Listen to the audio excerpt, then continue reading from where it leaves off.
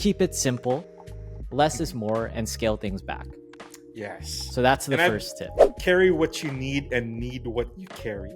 You're not gonna figure out completely what you need until you actually use it. And you actually use it when you have fewer things to use, meaning you get to be more intimate with your tool. Buy what you need, not what the influencer says you need. Yeah, carry what you need, not what you see influencers Don't listen to carry. us. You know. What's up, everyone? Welcome to Carry the Way, the weekly podcast where we nerd out about all things EDC gear and maybe try to teach you a thing or two while we're at it. I'm Bernard, the founder of everydaycarry.com, and I'm joined by our editor, Mikey. Hello. So if you're new to the show, welcome. Here we talk about the latest in EDC gear, answer questions from the community, and review pocket dump submissions from our viewers. And if you've listened before, we just want to say thanks so much for all the support and give a quick reminder to thumbs up to like the video and subscribe if you haven't already, as it really helps the channel. So today we're going to start, as usual, with a pocket check. Mikey, do you want to go first? Or should I do the honors? Well, okay, go for it. I can go first, but it's not more of a pocket check, more of like a pocket wish list. So I've been on eBay, which is a terrible idea. Okay. That's where you messed up. I know. It's just wrong move, first move. You know what I've been seeing recently at really, really decent prices? I've been seeing the Atwood stuff. We've been talking about it for months. Oh, heck yeah. Yeah, and I saw, I saw a couple of them and I realized, I don't know, maybe I want to kind of pull the trigger, something just for the desk, just like a box opener type thing, and just get that out of my system. I know it's completely out of pocket and I'm like completely superfluous. I literally have knives like all over my desk and stuff. I don't need it at all, but it's just gnawing. It's just eating away the brainworms. But nostalgia is a hell of a drug. Yeah, I know, right? And if I can, I don't know, I might try lowballing the ones I've seen and then see where it takes me. You should. Well, okay, actually, I don't want to be like, yes, you should lowball and disrespect everyone. However, I will say fair offer. No, don't do a fair offer because well, so what happened to me was the pair of jeans I'm wearing right now, and if we have any raw denim heads on the audience here, they're Iron Hearts 634 cut in the Classic. extra heavy selvage indigo black. So they're insane. 25 ounces. Anyway, 25. So they retail for like $500, but then some guy had them for like $400 or something on eBay, and then I just lowballed like in the mid 300s, and he instantly accepted, and I was like, dude, I could have lowballed further. So and now I'm wearing these jeans, I'm responsible for these jeans, but I actually didn't want to buy them. I just wanted to like online shop, and then that's what happened. So That has nothing to do with EDC, but maybe you could just lowball the thing. So that is literally the situation I'm in. I'm just like, I'm gonna test the water, see how low I can go. Yeah. And if it arrives, then perfect. Then that's a dream realized. That's one for the collection, and it's still useful. And I'll finally have a reference point of like a tiny pry bar that I can carry around. And it's gonna be one of the all-time greats, and just have that there. And so that's the main pocket brainworm for me. But why though? Is there an element of nostalgia in this purchase? Because I feel like nostalgia really, especially nostalgia on eBay, really like gets to some people. I think I know it's like there's a whole business of like people finding and reselling like old toys and stuff. It's Pokemon cards, like the sky's the limit. Yeah, it's all coming back. At least that's what I'm noticing. Or maybe I'm just now old enough to realize that nostalgia has always been this strong in the market. I don't know. It's the reason it's so stupid actually. So you know how the logic, the brain logic, the gymnastics went from I don't really want to dirty up my main knives, so I'm going to have a utility knife for boxes and for tape because I go through them a lot. And then now I'm thinking, what if I take that next quote unquote logical step? What if I have like a small pry bar that I can just use to scrape open the boxes, and I don't even have to mess with a blade, even if it is replaceable, even if the main point of it was to replace the knives. Right. And that natural idiotic train of thought, basically. What if I just use the key on my keychain to open the box? I just pop the tape with a pen and just completely degenerate. What if I just bite into the box? Exactly. And let my saliva break down the cardboard? That is literally like the train of thought. That has been degeneracy of the brainworms that's been going Yeah, on. that is reject modernity, return to monkey. Exactly. I That's think. exactly Yeah. it. Yeah. So yeah, so that's been my last couple of days. But other than that, yeah, same old, same old. Just rotating stuff and just trying as you can see, kind of failing to appreciate just the stuff that I have. But sometimes the worms they're kind of wriggly. They just come to the Yeah, floor and yeah, I will say it is not easy to practice a gratitude every moment of your waking life. So yes. just gonna put that out Sometimes there. yeah, you want the another experience, just mix it up and Yeah, yeah. compensate and stuff like that. So Overcompensate for some. overcompensate. Yes. Yeah. So So enough for about my me, brainworm. sure, sure. For me, I was gonna say I have like a kind of a different approach, or at least a different update this week. Usually, I'm just like, oh, nothing really new. Haven't really thought about it. But then I realized I did carry some stuff because I needed to use them. So I will count that as a pocket check. Maybe it's not every day, but um, That I've been works. using this Soul Built, I believe it is Yeah, the called. soul belt. Yeah, Yeah. Is the this marksmith. titanium? I forget. I'm pretty Yes, sure it's, yes, it is. It is. titanium, Yeah. and it's a Sharpie pen, a bolt action Sharpie pen. So really cool. I've been using this to label some stuff. I'm getting new gear for the new gear and equipment for the studio. Just kind of labeling things because I Mhm. have like a multi-camera setup and like certain things go with right. So I was using this. I also was like shipping things out, the last giveaway, stuff like that. And I was writing stuff down. So I was using this, and this is pretty cool. And then I went out with my friends. We watched a movie. We watched Mickey 17. It's the Oh, I Bong watch. I've been meaning Joon-ho. to see that. Yeah, Yeah. And then I was like, oh, I'm going to be in a movie theater. I should carry a flashlight. And then one with a good low mode. So then I brought the uh, rampant. Rampant, yes, from Exceed.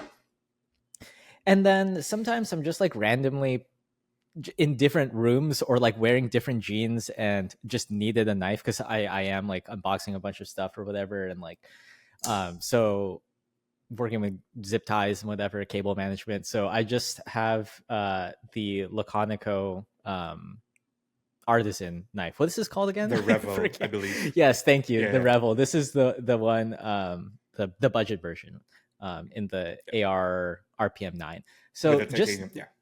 yeah, so just different, so it's not that budget, but just different things that have been coming into the rotation based on a specific use case, which I think is an interesting way to look at things. You don't have to constantly commit to carrying everything every single day, but for the times you'll have a particular use case that you'll need that tool, then you rotate it in, and then once you've done that task, you can rotate it out. I don't think that approach is as often talked about because it's not very obvious just from a pocket dump photo that is how those tools are used or Mm. rotated in, right? Because it's a static thing with no context. So that's what I was doing. And I just found myself thinking, I'm not going to sweat what it is exactly, what exact model of the thing I'm carrying is. But for whatever day, I will just pick something from the collection that is a Yes. knife or is a pen or is a flashlight and be a little bit more agnostic about it and not so precious about it, and that's served me well. It kind of removes some of the decision making resources. You know what it reminds me of? It's the concept of it's nice to have. It's just laid out there, and then you pick one and go. It reminds Hmm. me of James Bond and I don't know if you've seen the Kingsman movies where they have No. like the walls that open up and it's all Oh, their yeah, yeah, gear and yeah. stuff. It's just like I'll take this one for today, Sure. and I'll take Gear. this piece of gear today, and I'll take these Uh-huh. sunglasses today, and yeah. So it's nice to there's that whole fantasy and that whole concept of it's nice that they're all laid out there and you can just choose one for the day and You it's know what I available would to you. like? What would you? I would like to walk into a room that's just a pure white expanse, and then I just load up something, and then a bunch of racks just spawn, and then Like the they like Matrix. scroll through. Yeah, that's exactly what I'm talking about. That would be so sick. Uh, Flashlights. um, Lots but of yeah, so flashlights. so that's some of the stuff I've been carrying. But I believe by the time this episode comes out, I will finally be able to reveal a bunch of other things I was carrying that I mentioned before that I couldn't. And I You guess know, this could, uh huh. sorry to interrupt you. I have a couple of friends who listen to the podcast and they're like, "What is Bernard always teasing? Every single week he's teasing Yeah, something he can't show us." yeah. Well, I think if people have caught on by now, they're usually Ridge prototypes or Right, something, exactly. right? Yeah, that's what I tell them. So Yeah. yeah, so the first thing that I used just before this actually is this. This is the Ridge magnetic power bank. So this just It's launched, out. yeah, last week or something. And I've been testing this for a while, and I'm going to be doing some content on this. But this came in clutch. I fell asleep last night trying to watch the latest episode of Severance after work, and I was just like too tired. I fell asleep, didn't plug in my phone, and I was like, oh shoot, I have like a whole day of work ahead of me. So I kind of did that. This is MagSafe compatible, so it can charge on here. But I just had it because I wanted it to be really fast with like 20-watt power delivery. I just used the integrated USB-C cable, plug that in, and Clutch. then I had it in standby mode because you can like rotate. And the reason it works in standby mode is because it has an integrated like steel kickstand here. So Nice. pretty cool.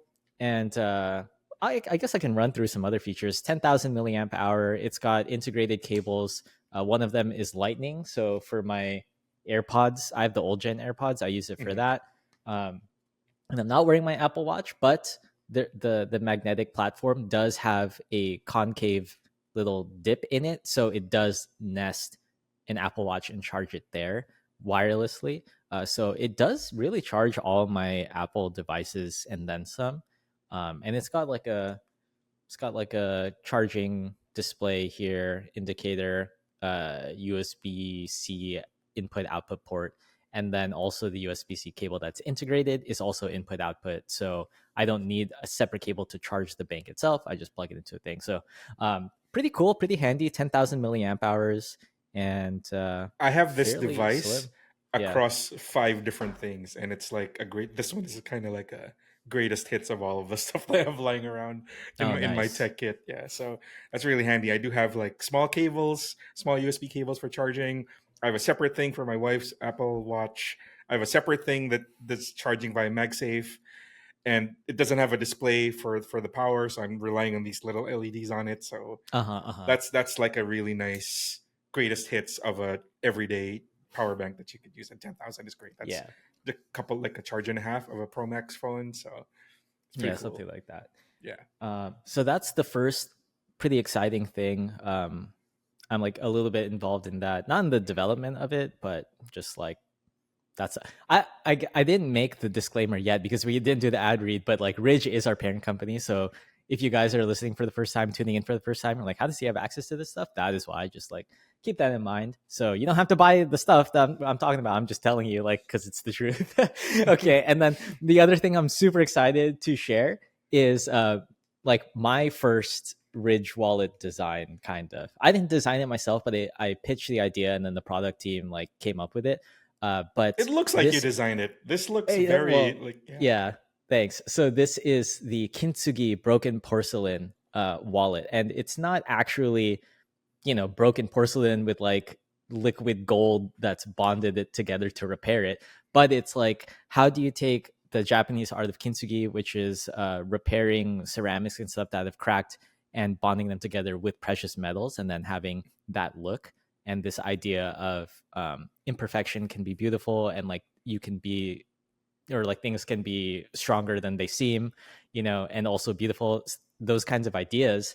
And how do you make that into something worthy of an EDC that's like put up through the rough and tumble of everyday use and carry, right? So this is, instead of porcelain, it's the ceramic powder aluminum finish. And Mhm. then instead of, it's a, I believe it's a gold oil fill inlay. But Sick. um, the cool thing is the pattern of the shattered cracks and stuff is different on, I think, four different patterns. So like you can buy this color and it might be a different pattern than this. Nice, So nice. that's like a little Easter egg. And I do like yeah, that it's not just a print. It is actually an oil yeah, filled. there's texture to Yeah. it. Yeah. It's not literally cracked like an actual kintsugi, but the effect is done by way of an actual physical process, not just like Yeah, printed out as a I like the design. Yeah. idea of taking inspiration from like more traditional art forms or something, and it's like, how can we do it in a modern manufacturing process that's durable Exactly. and like scalable and works on in EDC gear, because like you can't have actual broken They're not porcelain actually in your shattering it. EDC. Yeah, exactly.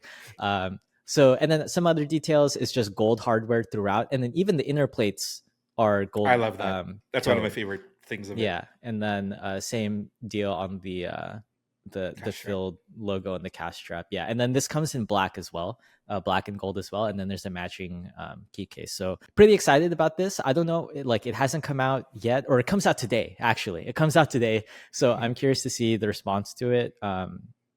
It might be. I think it's gender neutral, but it might lean more towards like the female audience. I'm not The sure. black one is sick though. I'm gonna get The I'm black gonna one get is the sick. black one. Yeah, I just like the white one. So yeah, I probably have like indigo stains on it already though. But yeah, I've been carrying that. So anyway, yeah, Sick. super excited about that. I hope you guys find that interesting or something. Be happy for me, please. I don't know. Uh, I'm happy for you. but I'll okay, give you the thank you. Yeah. flowers. So that's a bunch of rich stuff. So we might as well segue into today's ad read. As I mentioned, this episode is brought to you by our parent company, Ridge. Ridge is best known for their premium minimalist metal EDC wallets with ARFID blocking technology and a lifetime warranty, but they make all sorts of EDC gear these days, like EDC knives, key organizers, wedding bands, machine pens, backpacks, and hardshell luggage too. And I use their products every day, and so do a ton of other people with over 50,000 5-star reviews. And they make gear in quality materials like carbon fiber and titanium, and a bunch of new matching colors and designs. So you can try them out with a 99-day risk-free trial to see if you like them. And check them out at ridge.com/carrytheway, because supporting Ridge means you're supporting this show too. So thank you, and thanks again to Ridge for sponsoring today's episode. So we'll jump into the news cycle now. I'm going to share my screen really quick. Yeah. So I was browsing EDC Instagram, the hashtag, and I generally just take a look at and see what cool stuff people are doing. I came across an account that had one of these guys' knives on them.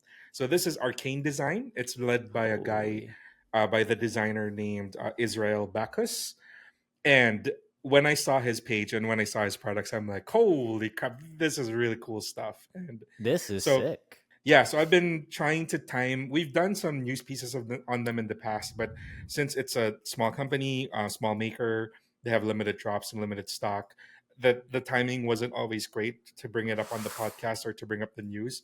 But in the past few months, his drops have been like well stocked. There's a lot of options, and they're totally sick. So this is the latest drop. It's his Tanto knife, and I believe this is the version 3 of the Necronaut, which is his I Tanto almost just folder. bought this on stream right now. Dude, this is sick. Yeah, just like add to cart. Yeah. So in addition to Israel's influences from sci-fi and horror, those are his two main things. He has like he's a big fan of cosmic horror stuff, and obviously you can see the futuristic and the sci-fi designs of his knives. He also puts together colors really well. He always has options in blade profiles, in blade finishes, in handle colors, in handle accents, but they're all like relatively still within upper end of production type knives versus what you're bordering in like $600-$700 customs. But it looks like a custom. It's got like the swag of a custom. I really love, like, you can select like something that's your very own but still within the same blade profile, within the same model. I just love, like, I feel like it has something for everyone, and it's very accessible compared to something like a custom that's like 1 of 10 or something, and good luck getting one. And yeah, so I'm just like a big fan of Israel's designs. I think all of his knives are really, really sick. I've tried to stop myself from getting more than a few of his knives. I really like this Tanto one. Yeah. So, yeah. The Tanto, it looks like it should be a fixed blade, but exactly, it's yeah, a flipper. He does have a fixed blade that's a Tanto that kind of looks like this, but yeah, it's a full tang and everything. But yeah, and so this is the fold version. Is this a frame lock? Good question. Yeah, there aren't as many photos of it from other angles, and I haven't handled this in person. But yeah, neither have I. Yeah, but I think the latest also in this V3 is it's Magna Cut. So yeah. So let's run through some of the specs here for people listening. It's a 3.5-inch blade. This crazy American Tanto with like a bunch of compound grinds on it. It just looks crazy. And then it's got grade 5 titanium handles that are contoured, and then it has an accent by like the pivot area. Kind of looks like a bolster, but the pivot is hidden, right? Mm, On the show side, anyway. yeah. I don't see one. And then the thumb, I think it's a thumb stud actually, but it's removable. And the thumb stud is kind of like, it looks Textured. like a, dude, it's like textured with a grid, but it looks like a rectangle in an orthogonal view Yeah, and from like it's like rotating 3D. Dude, I don't know. It's crazy. it matches the angles of the grinds, also the edges of it, the diagonal sides of Yeah, it. that is true. That Wow, it's is so like, satisfying to look at. Just these I lines know, coming right? together, the Exactly. different finishes, the different brush, yeah, finishes, directions, and then different textures in the metals. Yeah, I don't know. I really like this. I think this is a beautiful knife. Yeah, so at the Too time big of for me though. recording, yeah, at the time Yeah. of recording, all of the options seem to be still available. So there's red, there's black, there's um green, there's he likes to use teal, which is fantastic. It's such a Yeah, I like futuristic the color. teal. Black and silver and teal is just like future to me. And I think this Yeah. is one of my favorite designs from his. I was not expecting to like a folding Okay, I'm tanto gonna look at his flipper. other stuff. Look at the plexus. That is like This one? my the Where? Oh, I don't if you see it. scroll up a bit, I think. Look for the plexus. Oh, That this? is straight out of like a video game. Yeah, No, that's maybe scroll down, I think. There you this go. one. That one. There, that Oh, one. yeah, Look at that thing. Anyway, yeah, that is sci-fi 20XX future knife, yeah, right? crazy stuff, dude. I wish they're all too big for me. They're Yeah, all too big. they're on the larger side, but I also think that it's a nice size for him to showcase like his Hmm. grind ability, his machining ability, Wait, and there's all of that. PVD blade version. Yes, there's so much like two tone PVD stuff, blackout blades with gold accents. There's like so much good stuff on all of his designs. And Yeah. now, last year when we started featuring them on the site, stuff sold out really really quick. But now it looks like a lot of stuff is in stock. So, chance to grab one if you're looking for Hmm. something along these lines. And I just love like all of his designs across the board. It's like totally sick, futuristic, right up my alley. And I love his inspirations also from sci-fi and horror and all of that. And yeah, one man shop, amazingly. Yeah. Where are they made? Ah, good question. I actually am not sure. Oh wait, I feel like I've seen stuff like this before. Anyway, really cool design language. For people wondering, it isn't what happened. It is in like the $350 Mhm. range or so.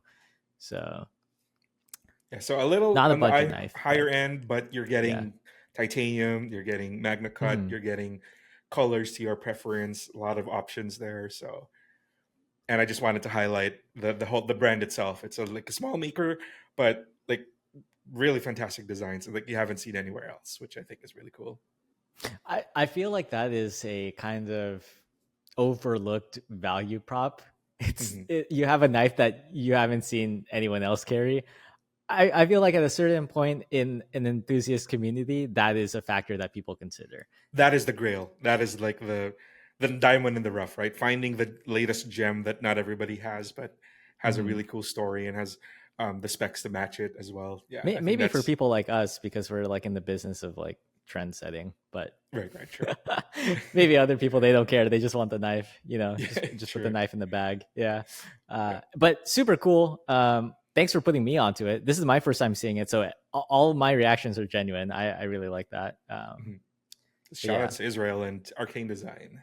yeah, pretty cool. So we'll jump into the next thing. This is a little bit more up my alley. Well, Mhm. actually, we'll see. Yeah. Okay. So this is from our friends at Holme and Hadfield, and this is their new Watchwinder display case Yeah. thing. So So if people haven't seen, Bernard actually made a video of their largest display case, which is kind of yeah, like I an think it's the EDC. Armada, and I Yeah. just I couldn't fill it. I probably now I can fill it with all my knives, but before it was like, dude, there's so much knife storage in here, and I couldn't fill it out. But it was huge. Like Yeah. I remember getting in the mail. I was like, what is this? And then Mikey, because Mikey ordered it for me, and it was huge, and it's like a probably the nicest piece of furniture I own. I said that in my TikTok, Right. but it is pretty fancy. So now they have that kind of quality and design language in another EDC storage solution, but this one is more for like the Specifically watch for collector. watches. And Yeah. they have done watch boxes in the past, but this is the first time they're integrating an actual winder. So I Hmm. actually, the reason I put this onto the news is I wanted to get your opinion about it because I feel like the topic of watch winding is kind of divisive, but I feel like it's also a big part of like the upper end of I. How do I phrase this? When I see watch collectors, especially the ones collecting luxury watches, the Hmm. way they're presented and the way they're displayed, I feel like there's always a watch winder component to it. Like if I'm shopping in like a high end Yeah. department store and they're selling watches like Rolexes and stuff, off to the side is the display cases with the watch winders in that. I'm like, so, Yeah. but I wanted to get your opinion about that. I think there's definitely a market for people who like and value watch winders. However, I would guess that for our audience and the general EDC crowd, and even like the enthusiast online watch nerd, they probably wouldn't opt for this unless for a very specific case. Mhm. And I would make the case for you can use a watch winder if you have complications that are a pain in the butt to reset if the Fair. power reserve dies. And those are things like perpetual calendars, Moon moon phase. phases, Yeah. stuff like that. And not everybody, especially in the EDC world, carries those because those are very premium dressy types of watches and complications Mhm. that honestly might be outside the range, the budget range of most people. Like not even just saying like EDCers, but like most normal Yeah. regular people.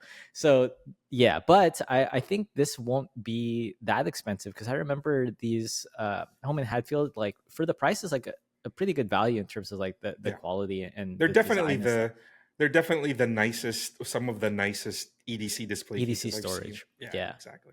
EDC Yeah. specifically, because you can get like fairly standard, generic looking Amazon stuff, Hmm. like normal watch boxes, jewelry boxes. But then Holman Hadfield really leaned into the EDC stuff, like knives, watch Yeah. displays, Even like like challenge coins. yeah, exactly. Yeah, Just like exactly. anything Right. you would collect as an EDCer, they Yeah. have some kind of display case for it, and they're done in these like Yeah.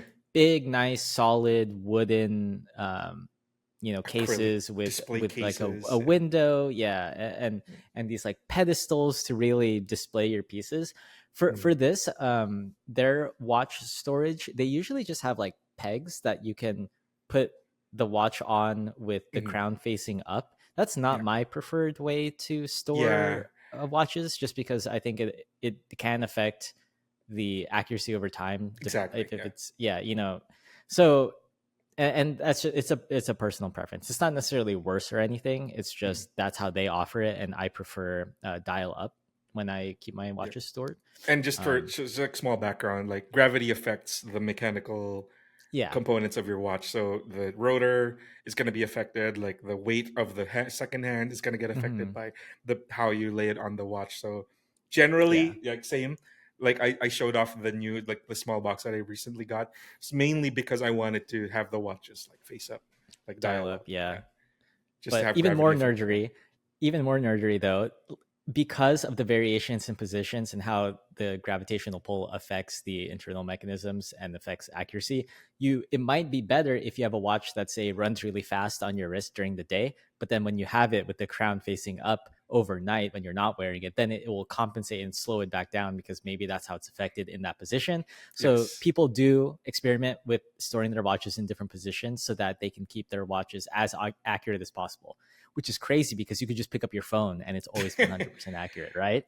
So which Thoughts? brings yeah, which so it's kind of which brings us to the topic of the watch winder. So why would a normal EDC or EDC type person want a watch winder?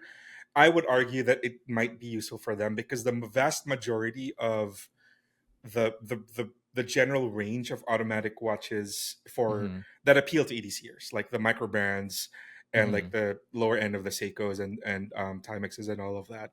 They're all running off of a specific class of movement, maybe the NH35s, where Yeah, the power reserve is only 42 hours.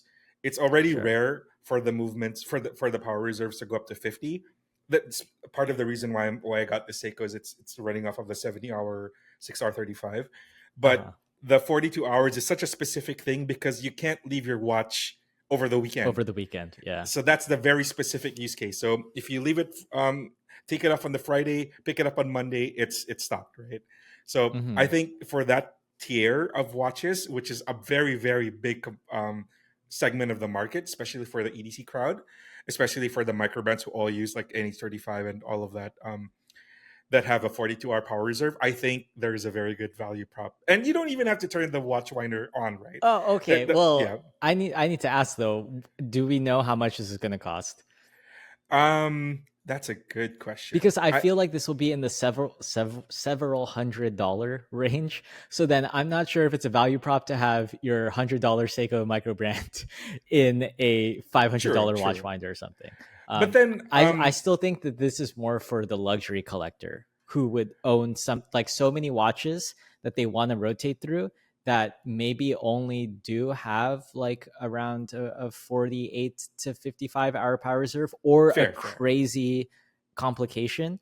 This makes more sense. But even then, I will have to say, like, the reason I don't have this a watch winders personally is because one, I use manual winds mostly, Mhm. but um, I don't think there's necessarily a benefit to keeping just regular automatics, especially time only winding, because you're just putting additional wear on the Right. the movement where you might have to increase or rather decrease the time between service intervals.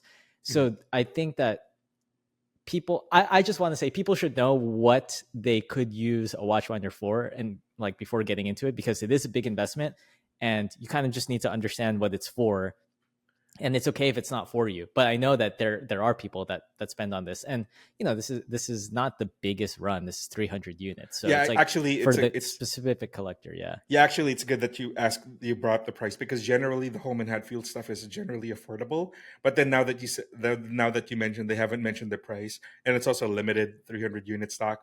yeah, You might be right in that this is more for like the people who actually have perpetual calendars and stuff. yeah. I'm For pretty the sure this will be like several hundred. yeah, for the watch collector who has Hmm. everything, this is kind of like something different, and it's also like got 5 slots, so it's gonna be not for the people who have like massive collections, but it's for like the super discerning, Yeah, you know, like people who have the 5 ultimate exotic tier of watches, yeah. and two Or of like them. like this is just my Patek box Right, on the exactly. winder, and it's like all my cheap Rolexes, they're in a different box. I don't know, that might be a person. uh but Right. yeah, pretty interesting discussion. I think Yeah. just to wrap up the news section of this bit, we should mention some of the specs. So this is from Holman Hadfield, and it's going to be made of their premium wood and acrylic and stuff, right? Mhm. But it has different rotation modes, 9 turns per minute for optimal accuracy. It has a timer function, so I think that is useful, so you're not over winding, right? Yeah. And then it's going to be uh, powered, right? And then it has a touchscreen and remote, and Oh, I didn't know there it was a has touchscreen. yeah. Wild. I don't. I think it's on the side or something. But it's there, and then you have like other storage. So you have the top with the 3 pedestal or 3 pegs for your watches, and then you have 2 in the winder, and then you have the screen under the winder, and then you have a pull out drawer for like watch straps, spring Other bar EDC. tool, like whatever. So that's how we can see that going. Cool. Yeah. Yeah. So maybe not for everyone, but if you're not into watch winders, dude, you just look at There are other Home and stuff. Hadfield. They have storage for like all kinds of stuff. I have the Armada. This one, Yeah. it was $450, but it's because it's gigantic. Yeah. So and I have the it's knife deck. yeah. Let's find the knife deck. Yeah, this It's just one. a This is simple like a four nice slot. size. Yeah, under Yeah, four. $100. Yeah, But exactly. That's one. Yeah. yeah, this is a nice size. It looks good, pretty considered. And The then they have only stuff. Mm-hmm. Yeah, the only problem with these display cases is shipping them is just kind of like a hassle. Like Yeah, unboxing, because they're even the fully simple. assembled. That's Exactly. why they're fully assembled and like fully ready to go and like very packaged very well and like protected. So that's why I was like, what is this? But no assembly required. You just like Right. unbox it and it's like ready to display, which I thought Put was the pegs in and you're done. Yeah. yeah. So that's the only thing. The shipping and the unboxing is a little bit of a chore, a little bit of a challenge. But I Yeah. haven't seen cases that are kind of like at this quality or at this comprehensive EDC coded type stuff. So Yeah. yeah, if you're looking for a nice EDC display case, this is a one-stop shop basically. Yep. All right. Why don't we bring it home? Oh, and that's dropping in April. So 300 units, like I mentioned, and it's in walnut and black wood. So why don't we bring it home for the new section? Something a little bit different. Mikey And a lot here. more affordable What do we got? Yeah, this yeah. time. So Yeah. $30. I'm not interested. No, I'm just kidding. What Yeah. is this? So Worksharp probably gained a bit of fair bit of popularity in the past few years because they've been releasing these precision adjust systems. It's like a full system, full professional knife sharpening system. But before that, before they got popular with that, and also they have small powered bench sharpeners that have an actual Mhm. belt, like kind of like a professional setup. But before that, I really came across Workshop when they were still making like pull throughs, like really basic pull Yeah. throughs, and just like a basic one sided surface for it to just do touch ups. So recently, this doesn't even pass through the news. I just randomly browsed through the Workshop website, and they have an exclusive for this folding thing, and it just Mhm. reminded me. It's very affordable. It's got two sides to it. One is a 400 grit diamond plate, and then the other side is a fine grit ceramic plate with, Mhm. um, and they both have guides as well built into the how the arms of the folding thing is built, and it's $30, and it reminds me of how it used to be where people would bring around. Remember the old Spyderco Sharp Maker, like the original Uh-huh. it comes in a case. You have to put in the rods, and then you do this manual thing to do a Why do manual you say it like it's ancient technology? I use that. No, I know, but it's been so Okay. long. We've come Yeah. such a long way from that like system, True. I also and have like now a work sharp bench system with the yeah, clamp and exactly. like yeah. Yeah, exactly. And now it's just like you have a nice two plate system, two coarseness system that's just $30. It's folding. It's even got a clip. It's Dude, it's very so pocketable. Look at this. exactly, and it's the size of a pen or like the more recent flashlights, but it's got its Yeah, or a clip. knife or Yeah, something. Yeah. yeah. So it was really nice to see this change from Worksharp. It was just such a surprise find for me, and it's just a web Mhm. exclusive to their website. I tried looking for it on Amazon and stuff, but all of their other stuff is on Amazon and other sites. But this one is exclusive to their Mhm. website. But yeah, it's a little bit something um, minor. We always get asked about knife maintenance, or at least I always get asked about knife Yeah. maintenance and repair and touch ups and stuff. So I think this is like a very inexpensive thing to add to your kit, very EDC-able, very pocketable, and Yeah. yeah, it does a lot of the general touch up work that you wouldn't want something like in the field or just quick Right. maintenance. That's Yeah, what I was thinking. I was like, dude, you throw this in your EDC pouch or whatever, or your outdoor bag, and then you just yeah, have this available. exactly. It's pretty useful. Yeah. And it's probably, more economical to just have something to sharpen a knife instead of getting Magna Cut blade or, right, whatever. Yeah. Just right, like, oh, it holds an edge forever. It's like, well, just get something that performs well, but is easy to sharpen. And then one of these, and there you go. right, right. A little bit more Oh, effort, so okay, but so the angle is when you have it open, that's the angle of yeah. the Yeah.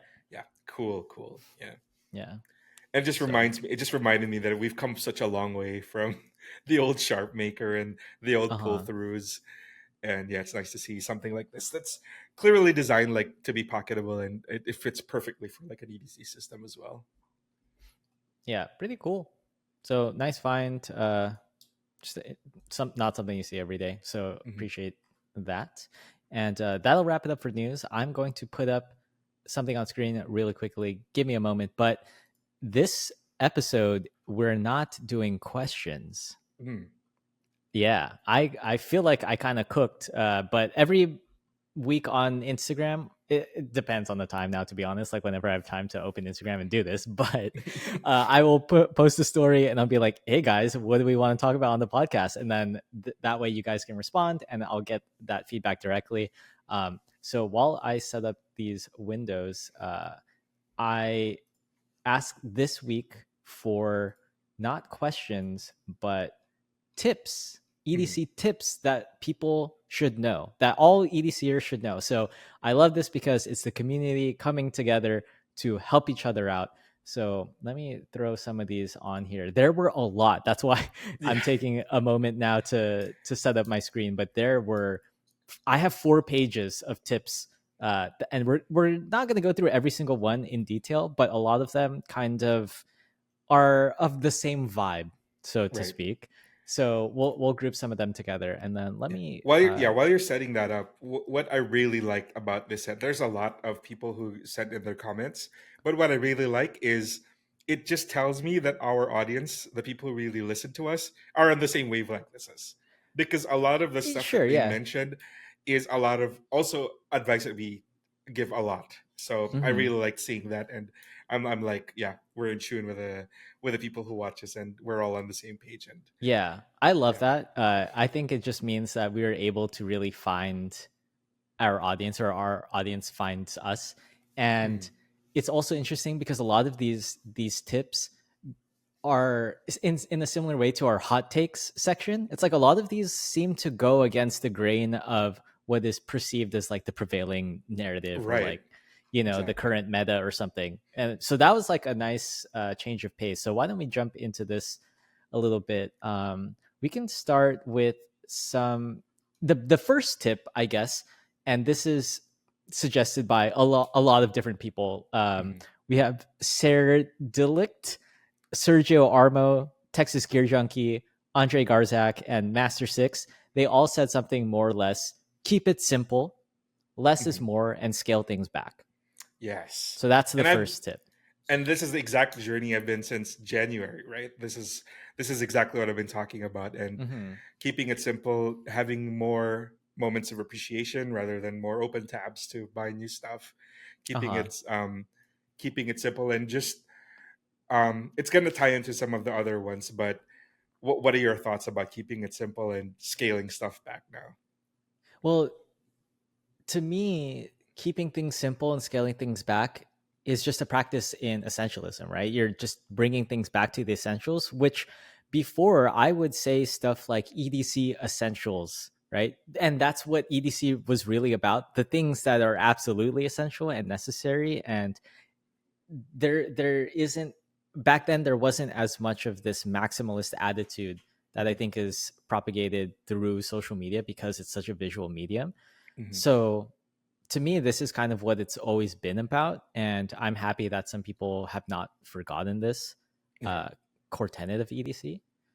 I So think I like that. it can't be helped that you're gonna go through a phase where you want to collect stuff. You just want to be surrounded by this stuff and have a lot of this stuff. But then eventually it all, it all comes back to like, what have I done? let me Right, let me just pare it down to the stuff that I actually really want and what I really need. And yeah, right. And I wouldn't say though that that feeling of wanting to collect stuff is unique to EDC. yeah, I think that's that's across the board common for just because sure. of the way that technology has evolved. All of this stuff is a lot more accessible. Manufacturing these things, it's easier for companies to start up and have products out in the world. But you know, Mhm. back then there were options, just not as many, and you could buy them, just not as easily. So Yeah, and you could share, but you would have to send them to some kid on Tumblr and he would post them on his blog maybe. And that's, you know, so that's how it was back then. So a lot of this was slower and smaller in scale. So maybe back then it was fairly obvious that people would just say like, yeah, less is more, keep it simple. And one mhm, thing that I don't think we touched on yet about keeping things simple is that it is just more effective when you don't have any hesitation or confusion about what tool to use or what to choose, or maybe you have so many things but you haven't really practiced with them, I guess, or gotten to know how mm, they fit into your EDC. yeah, And that is more likely to happen when you have more things. the fewer things you carry, the more, I don't want to say intimately, you can get to know them. I don't know what you guys are doing with your gear, but you know what I mean. You get to know how to use it a little bit better. You know its quirks, how it works for you, how it doesn't, what you like about it, what you don't, and that is really a lot familiarity easier with your tools. Yes, With your thank tools. you. Familiarity, yeah. Yeah. And that isn't as possible when you're rotating in the latest and greatest as often as possible. That's right. So, That's right. That's going to tie into a few of the other tips as well. So a lot of these are actually pleasantly, interestingly based. related. Yeah. Oh, okay. That too. Everyone's based. Yeah. Sure. Yeah. So, is there any pushback to keeping it simple? Is there any reason for somebody to not follow this tip? No, I think it's just one of those things where it's like it's conventional wisdom. It's common sense. Like, don't overdo it and keep it simple. But it's so easy to, we want to reward ourselves for stuff. We want to, like we said at the start of the show, we want to spice things up sometimes. You just the call of the brainworms is strong sometimes, and yeah, it's just good to have a reminder to just scale it back sometimes, or just take a step back. Not gonna hurt to take a step back sometimes, right? Remember how last time when we do hot takes and then we would react to them and then offer a hotter take? How about this is a good tip? Can you offer a tip to execute on this tip? So if somebody says scale it back, Mikey, what is your tip for scaling it back as somebody who's jumped onto a fisherman's boat? Oh my gosh. I'll tie that into my answer in the next set of okay. Why don't you share what the next tip is then? Yeah, so a few people who submitted have have a similar sentiment. It's plus minus 10 seconds. It's Wick 2024.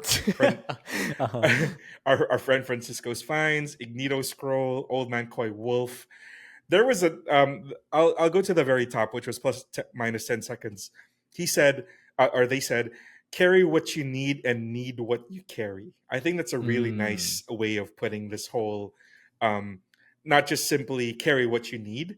I like that second part of it, which is the need what you carry, because that also ties into what you said earlier about you're not gonna figure out completely what you need until you actually use it. And you actually use it when you have fewer things to use, meaning you get to be more intimate with your tools, meaning you get the familiarity. You get to realize that it's something you actually need versus it's just something that you want or something you're just collecting, right? So, and I think that's a really good turn or evolution of that phrase, or a continuation of that phrase of sure just carry what you need, but also get to the point where you understand what exactly you need and the tool that you're going to need to fill that particular gap, right? And this is where my answer to your question earlier comes in. What is my rule for scaling it back and figuring out what I need? This is across the board for me, not just for EDC, but this is also for my shoes. It's also for my clothes. If I haven't touched something in my room, in my collection, in my tools, in my shoes, and everything for 6 months, that's my hard rule. If I haven't actually put a piece of clothing on for 6 months, if I haven't played with a toy for 6 months, if I haven't played a video game for 6 months, it's out. It's just it just makes it simpler. It's a hard and fast rule. It's a very it's a nice limit as well. 6 months is half a year. It's both pretty short and it's also a very, very long time. It's like I'm gonna see, if I look into my closet and I see a shirt I haven't worn 6 months, I'm like, what am I doing? It's just taking up space. It could probably have gone to somebody else who can, I can donate it, I can sell it, or and stuff. And yeah, so that's been my. I've been following that rule for a while now, even before the start of this year's journey. It's generally the how do I say it? It's generally the lifetime of my enjoyment or my actively pursuing or actively wanting to look at or use the stuff that I have. Caring about, caring about. There you go. Having interest, That's caring about it, that makes sense. Simpler, okay, so 6 Mr. months. Milchick. And then for sure in 6 more months you're going to be on eBay searching for that exact same thing and lowballing somebody. I've been but I've been good. I have been, like I said, I've been stripping it down to the stuff that I actually need. So I've been trying to follow everybody's advice about this, like carrying what I need and just like not the bare minimum, but the actual stuff that I rotate through and not having a second thought about it. You know how this is probably easier to articulate with clothes. Like if something doesn't quite feel right, I don't want to force it anymore. I would in the past when I was younger, maybe. Like I don't want to Uh-huh. force a use case for something that I only like 60% of. You know? Like I really, really Yeah. like the 60%, but the 40% is kind of I don't wanna that's 100% no for me now. It's not a it's Okay. not You're gonna be based. a it's not Yeah. gonna be a I'm gonna try and make the 60% work and deal with the 40%. No. If it's not Yeah, you're not settling. 100%, yeah. If it's not 100%, it's gotta go. It's just I have to force myself to have that mentality of it's gotta go. And really force myself Okay. to I know I like 10%. This is perfect in that 10%, but if I'm not using it because I kind of don't like it, then that has to be my signal. That's the thought process of like I gotta let this go because if I'm Okay. thinking any negative, it's gotta go. Basically, That's crazy because I could have sworn we've done 4 episodes on the perfect anything doesn't exist, and then you just have to accept the reality of things and then just right, find right, gratitude in the other 90%, and that's enough. right. So maybe maybe you've just like completely done a 180. I don't know. Yeah, But I guess so. One thing that comes to mind, I guess, just trying to practice this in my mind, mhm, um, knowing what you need. So before this call, actually, or before this recording of the podcast, I was running around and like building stuff in the studio, whatever, and I didn't have any watch on because I didn't want to bang into stuff. And on some days, I'm wearing 2 watches. I have an Apple Watch for my fitness right. tracking, and then just the watch that I like for my outfit or telling the time or just enjoying it. I Sure. didn't have either of them on because I was like, doing stuff, banging into stuff. Mhm. But then I realized like, I'll be fine, or I thought I will be fine. I don't need a watch. And then I was almost late to like all my meetings this morning, and I was like, dude, I just need to put a watch on. So Yeah. for me, I feel okay with my watch collection because to some extent, I didn't have my phone with me because I was trying to focus on the task. And that's the perfect use case for having a watch, right? It's like Right. you're not distracted by your phone, but you do know what time it is so you can show up where you need to be when it matters. So it's like, okay, then, like, cool, I need a watch. And then that will be something I keep in my EDC. Mhm. But things like a, titanium Sharpie pen, maybe I don't need that in my EDC, except for those Mhm. days that I'm going to the post office or something. So, Yeah. yeah, good advice. Need what you carry, Need and what you carry. really think about that, reflect every now and then, especially when you're feeling a non-zero amount percentage of I don't really like that. Yeah. So It actually started when because I was clearing out my closet because um I had bought some replacement shirts, like just basic black t-shirts and like stuff I normally wear. And then I was looking through my closet, I'm like, I kind of still like that shirt. So I try it on. I'm like, I don't really like how this fits anymore. So, why is it still here? And I just mhm. gotta start and I have people like I donate regularly clothes to. So I'm just more than happy to just give stuff away and, you know, give them a second life that way, basically.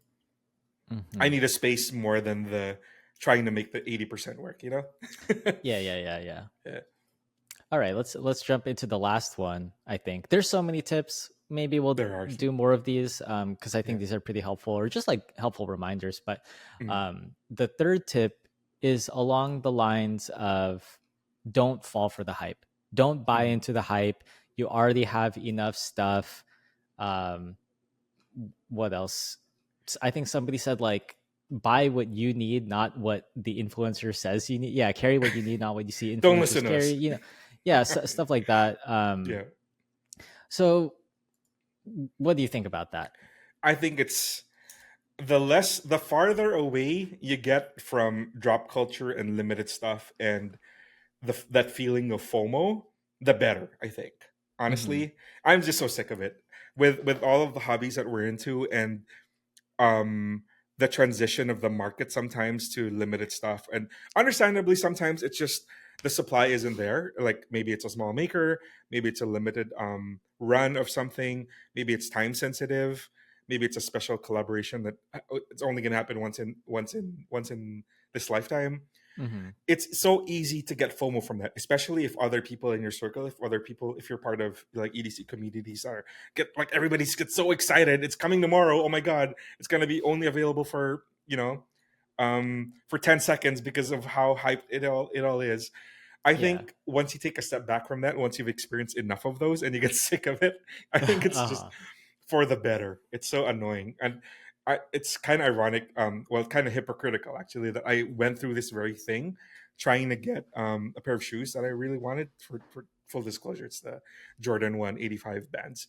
But Okay. those haven't been done in 40 years. And it's such a momentous thing that I fell into it because it's really one of my all-time favorite shoes. But yeah, I made an exception for that, is what I'm saying. But Mm-hmm. other than that, I haven't really gone into the um, drop stuff for a while now, just because I'm just so tired of it. I'm just like, I don't want to be there pressing F5 at midnight just to get the chance Yeah. or something. I'd rather Yeah. like go to a website, select the thing. Oh, I'm going to Arcane Design. The thing I want that just got released is still in stock. Sure. Perfect. I just check out now, right? That's the thing I live for now. I'm just so done with like drop culture and stuff. So I really like this That advice. It's yeah. yeah. That sounds like somebody who's taken several L's though. Yes. What if you hit on every single drop and all the hype beasts admired you because you just came through every single time?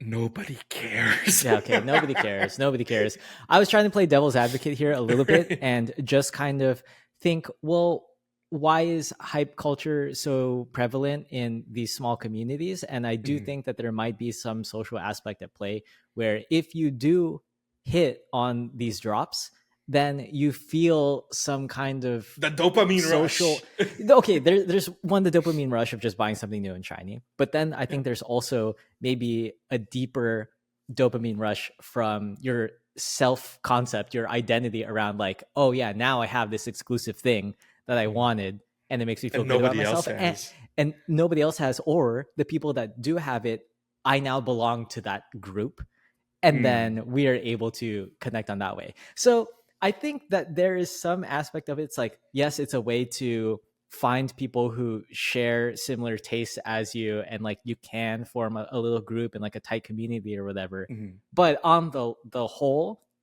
I do think it is a marketing tactic, and it does Yeah. cause a lot of suffering for some people. So I, I appreciate that a lot of our viewers are just like, yeah, don't fall for the hype. That's just all it Yeah. is.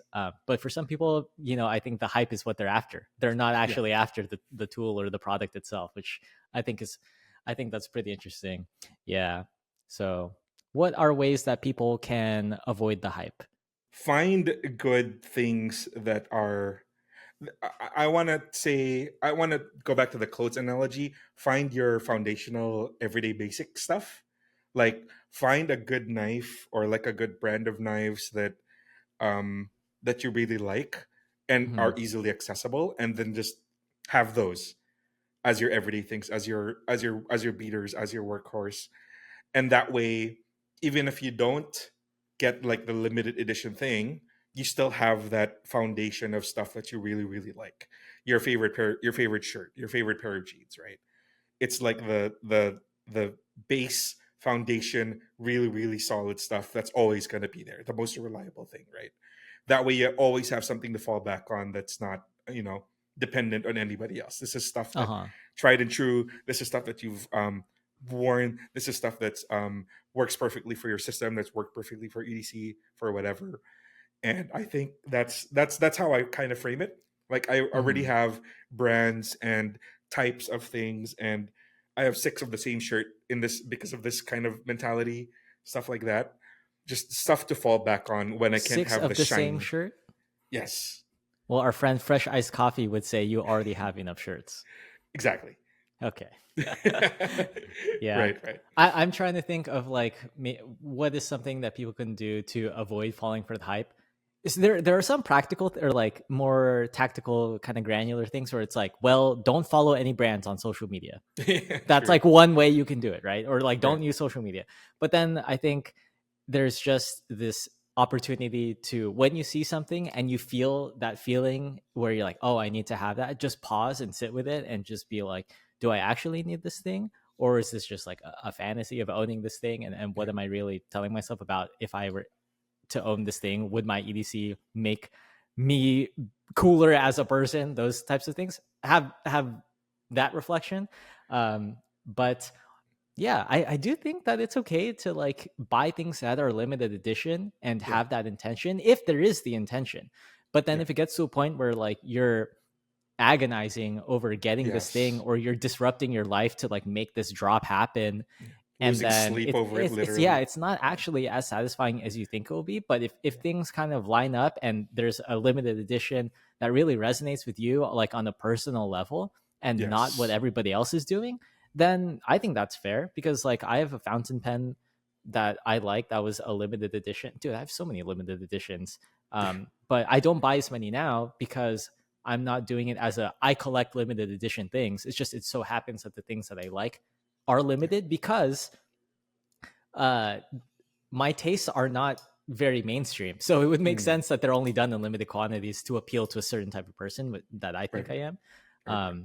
But I also acknowledge that I might be different from a lot of people. So that's fine. So just take that with a grain of salt. I don't know. But still good advice. Don't fall for the hype. I think we Yeah. have enough hype beasts out in the world. Like I'll gladly fall on that sword for you guys. I'll be the hype beast on the show. Bottom line is, I get it. Like, I'm part of the communities that are like, I'm part of the curiology stuff that has fallen Mhm. for the hype. Um, I it's didn't say kind that. of, Mikey said that yeah. That no, that's for the me. record. Yeah, I'm I'm saying that I get it, and also Yeah. the ironic thing is the counter advice to stuff like this generally is sleep on it, but you can't sleep on it because if you sleep on it, you miss it, right? So I get it. I Hmm. totally get like the competing trains of thought and the competing desires of like wanting to. I don't need this thing. I don't need this thing, but I kind of really want it. Yeah. So Yeah. yeah, like eternal struggle, eternal struggle. I mean, that's late stage capitalism marketing tactics at their Exactly. finest. Yeah. So I'll give you some grace if you can't resist.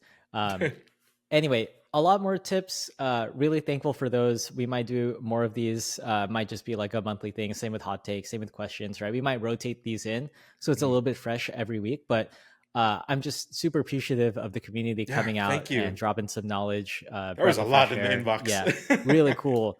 Really Yeah. cool. Always happy to see that. And if you just have like any like cool idea that you think would be worth exploring on the show, that as it relates to EDC, online communities, gear, that kind of stuff, and your own story, you could Mhm. always shoot us an email, podcast@everydaycarry.com. So with that said, we're going to jump into our viewer submissions, and we got some good stuff this Mm. week. Why don't we start with maybe one of Mikey's most recent favorites? Yeah, This we is talked from about this a lot yeah, we yesterday. talked about this offline just Yeah, before the show, and I heard Mikey's take on it. So yeah. while I set this up, Mikey, you can tell us a little bit what you like about it. But this is from somebody named Creatively Christoph. I believe they're in the UK or something. Mhm. I think. Oh yeah, England. So they said they are chronically ill and currently in England, but for them, EDC is vital, especially when out and about in their wheelchair.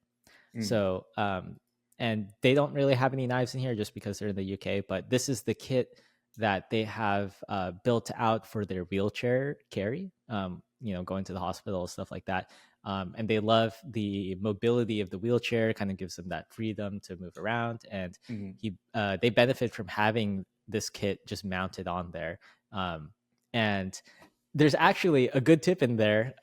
They said, I've heard it said, carry what you need and need what you carry. Without realizing it, I've always been interested in EDC. I just never put the label on it. So that's just like an immediate callback to the tips from earlier. And yeah, there's just a lot going on in here. But Mikey, why don't you, I don't know, tell us what you think about it.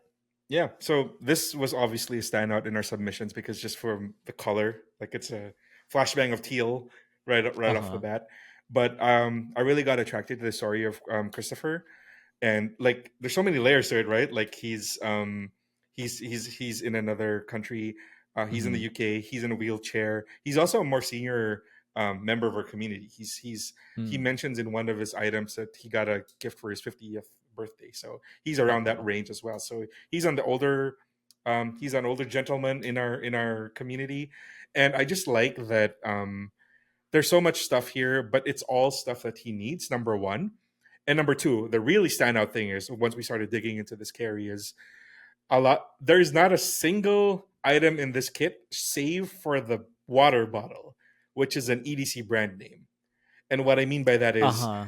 none of the tools, none of the pens, none of those glasses, none of these are like the brands you would immediately recognize in the EDC Yeah, community. like Like, in hashtag EDC. Yeah, like yeah, I recognize exactly. small rig just because like I was doing photo studio setup stuff, I and don't know you what know small rig is. Yeah, right. they make gear for like photographers and videographers and whatever.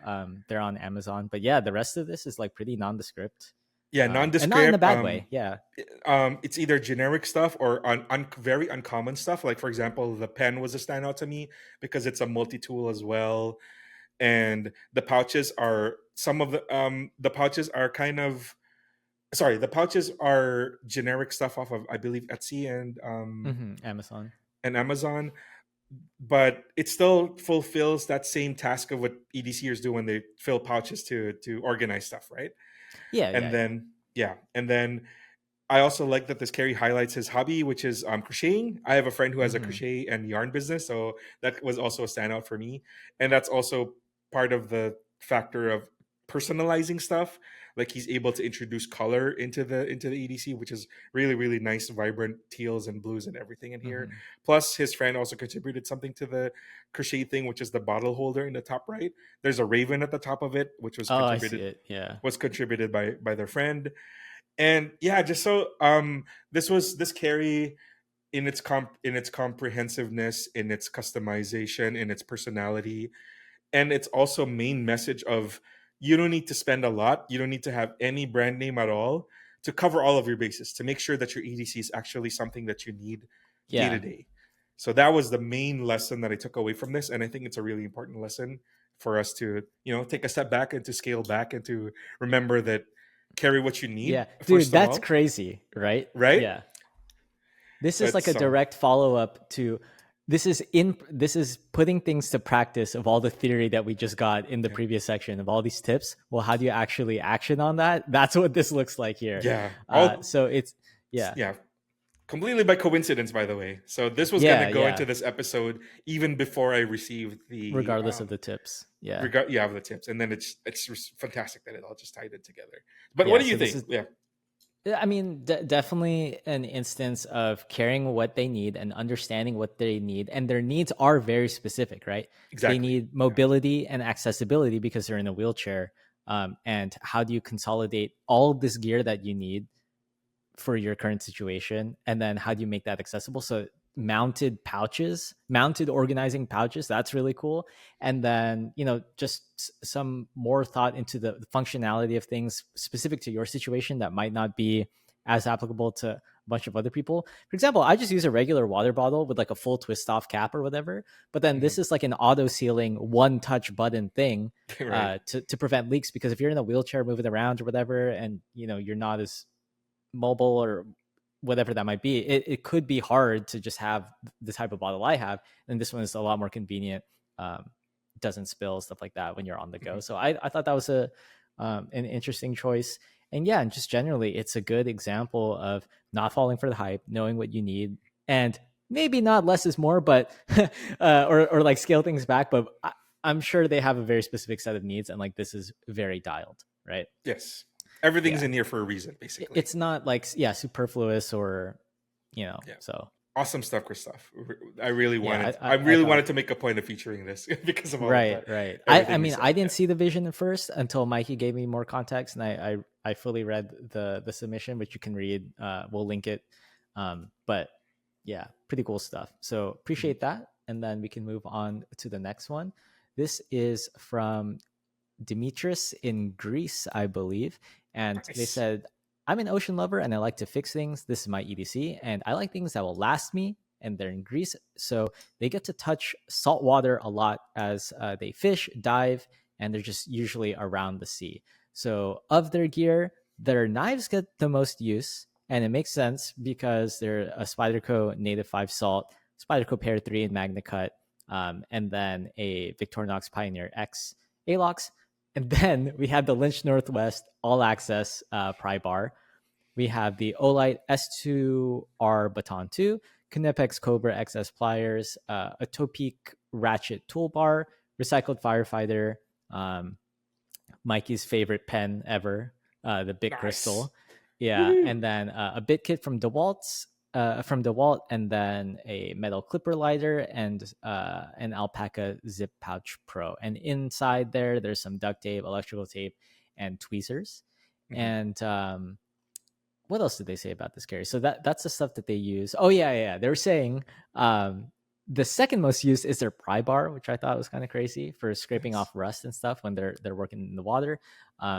And the Olight they love. It's the EDC that they've used the longest, and we can tell it's like very patinaed. Um, the Topeak is new, and they're excited to replace the old ratchet. And Knipex they use a lot, mainly to grab little small things or tighten bolts, or as small pliers. And then they say the lighter they use to cut fishing line and make a little ball at the end of the line by melting it. And some feedback for us, they said, you guys are awesome. Second time I've submitted my EDC. First time was 3 years ago with a Signal, Tech Deck, sunglasses, etc. They list out their EDC there, but a lot has changed. And they said, keep being awesome. And I really appreciate y'all. And we definitely appreciate you too, Demetrius from Greece. So thanks for submitting this carry, Mikey. What are your Yeah. thoughts? In my notes for the submission, I was like, so no, number one, Demetrius knows his stuff, and I like the fact that it's a combination of really reliable and well used stuff. For example, the Olight is an older model, but Mm-hmm. you can see that wearing through the anodization, Yeah, he's yeah. wearing through the paint, that it's very very well used. Same for the Big Pen. You can see that there's patina on the cap already. The metal That's crazy. On a paint Bit is, Crystal. Yeah. It's yeah, like, is oh, the flaking well off. worn Bit Crystal. Yeah. Yeah. And then recycled firefighter is not that common of a carry brand anymore, but they've, for the Dude, longest time, they've been made really around cool. forever. Yeah. Yeah. So the whole ethos of the company is recycling old, really really robust materials that they use well while firefighting. So the owner was a former firefighter, Mm-hmm. and yeah, so they take old tubing, they take old fabric and stuff, and they convert it into bags and wallets. So this wallet is one of their front pocket simple slip wallets. Mm-hmm. And yeah, so these are all old school, old EDC tools paired with like super latest and greatest stuff like the fully anodized limited Lynch Northwest pry bar. You got True. both magna cuts of the Spyderco. You got a Uh-huh. limited edition Pioneer X from 2023. I think one of the best colors that it came out in. And Mm-hmm. you've got a modern X Pack alpaca wallet. So I like that, number one, that combination of old and new. And like I said, I feel like Demetrius knows his stuff. The fact that Mm-hmm. he really sought out really specific, limited stuff, and also like the top end Spyderco stuff with the Magna Cut. And the other thing is, I love all of the color. So there's a theme going on Yeah. with the carries this week. It's all of these really really sick pops of color and very intentional and really a nice change from like the neutrals and the all blacks from we usually see from EDC. Yeah. Yeah. And Demetrius has been into EDC for at least 3 years, right? That's when their Mhm. last submission was from us. So probably long time EDCer, and I agree. You can see it here. The choices of stuff make sense for the use cases that they were describing, Exactly. like just being around the water. So of course you would have uh, the Salt series from Spyderco. It's just super Mhm. corrosion resistant. Yeah. And then I also like that you have one in the full serrated and then one in the plain edge. So depending on what type of stuff you're cutting, like Mm. I EDC'd the Para 3 Magna Cut plain edge, and I thought that was fine. But I could see if you're doing fishing or diving type stuff, working Cutting with rope. rope. Yeah, yeah, Yeah. exactly. You would want Fishing line. that. Yeah. Yeah. And I don't know, dude. It's pretty funny because people say like, oh, don't fall for the hype. Like that was one of the tips from earlier. Mhm. And I don't think Demetrius did, because even if they did buy a Lynch Northwest pry bar and Knipex Cobra XS pliers, which are, I would say, fairly hyped. They're Mhm. they're yeah, fairly hyped. They use them like the most. That's Yeah. crazy. Like they're Right. Right. actually getting use out of them, and in use cases that makes sense, right? Yeah. So this is somebody who's carrying what they need Mhm. and not falling for the But hype. still knows what they like and Yeah, brings a lot of personality to the carry and very yeah. nice selections of stuff. Yeah. So really solid. I would Yeah. say my last comment is I'm really liking this color. This like greenish blue or bluish green, whatever that is, paired with this high vis orange, dude. I might steal that for something. Yeah, yeah, I yeah. like that pairing, the contrast. Um, really Very nice uncommon submission. Thank you. combination. Yeah. Yeah, thank you, Demetrius, for your second submission. Hope to see your next one. No rush though. You know, if this is working for you, keep See you rocking in it. 3 years. Yeah. Yeah, see you in 3 years. And then we'll jump into our last one. And this is from Donovan. And Hmm. they are a playground installer from Pennsylvania. And they wanted their EDC to have the color scheme of warm colors. So red, orange, and yellow, because I like them. And I feel that's an uncommon theme. So most tend to go for quote unquote manlier colors. I hear you. So they said, I am very active in my job and like to keep track of my activity with this Fitbit watch. So that's the Fitbit Inspire 3. It's also very durable, which is useful because I do a lot of tasks that could damage a watch. And my earbuds, the Nothing Ear A's, are really nice and have a very small form factor that I appreciate. And the Olight, which is the crowd favorite Olight Arcfeld Pro, is simply just my favorite, and I love it. I fidget with it just as much as I use it, probably, but the laser and UV light can be fun to use. And the Swiss Champ, that's this knife on the left here, was given to me, and although it is quite bulky, it has everything I ever wanted it to have. I think Because the it Swiss Champ does. is what, 33 tools or It something does in it? have everything you've ever wanted Yeah. to have. Right. Like you can't see from this angle, but it is a thick boy. It is. I feel it's Yeah. probably like twice the height of the flashlight or something. Right. Yeah. Yeah. Yeah. So number one, it's kind of crazy with that last comment you made from the last carry, where you said, "I like that kind of green with the orange." Yeah, I know. That is completely unintentional. That this is the third one. I just chose this from the general composition, but Yeah. crazy that you just mentioned Looks literally good. in the last one, like you like the Yeah. green plus the orange, and it's literally this exact one, the Yeah. background of the green with this orange. So it's a lot of circle of life stuff this in this week's episode. Serendipitous Yeah, episode. Yeah. very very serendipitous. Yeah, but I also love like a lot of this is very maybe the OLED is the most common of these four, but Mm-hmm. in their product categories, these are very uncommon picks. Not Sure. everybody's gonna carry a Swiss Champ, or somebody's gonna probably gravitate towards an Apple Watch before a Fitbit and or Yeah. AirPods over Nothing Ears. But the fact that they chose these specific ones, in addition to being nice alternatives, also gives it lets them choose the colors as well to fit the personalities, to fit the theme, to have that Mm-hmm. color preference. I always love uncommon options, and this is how we discover new stuff, right? Somebody I was finding, gonna say, yeah. yeah, that discovery of somebody using something different from the mainstream. It's always nice to see fresh, new, different, uncommon, hidden picks, and just sharing Yeah. that with everybody. Yeah.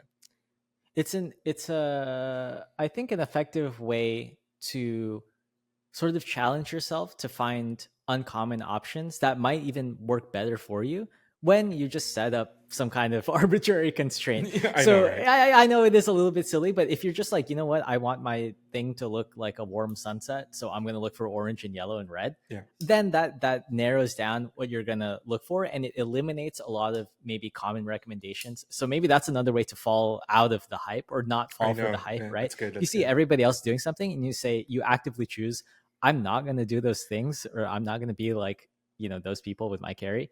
Then you're going to find some pretty interesting things, just by having that intention from the start. Yeah. And yeah, dude, like now I'm interested. I mean, I'm interested now in the Nothings because they look cool, but I know that Nothing has a lot more enthusiast features and functionality in it just as a brand. And I have like 2-3 pairs of AirPods. Like, what am I doing, bro? Try something different. Yeah. I know. And I like what you brought up, where the limitation is a breeding ground for creativity. This Mm-hmm. just reminds me that I have a friend who's slowly starting to get interested in EDC stuff, but he has a very specific requirement. He wants only yellow stuff. So his favorite color is yellow, and this just reminded me because of the two picks here. But that limitation had forced me to research. Oh, I need to look for like a yellow bag for him, or a yellow flashlight and a yellow knife and stuff. So that limitation has led me down other roads that I might not have taken in discovering new products, just because trying to help him have the best EDC possible, but still within his requirement, right? So I like Uh-huh. how you brought that up. Yeah.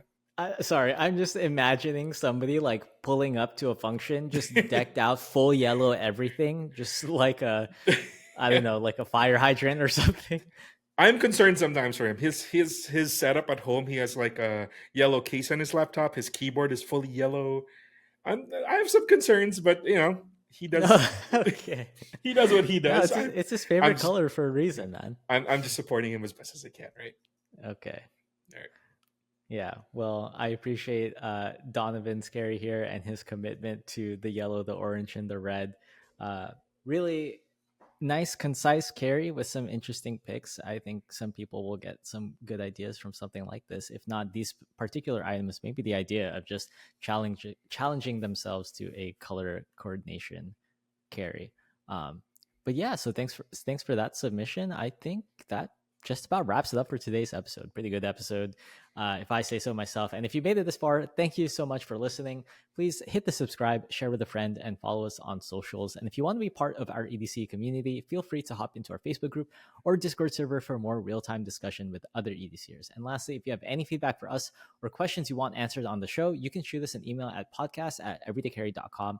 Thank you for listening to Carry the Way. I'm Bernard. And I'm Mikey. And until the next one, peace.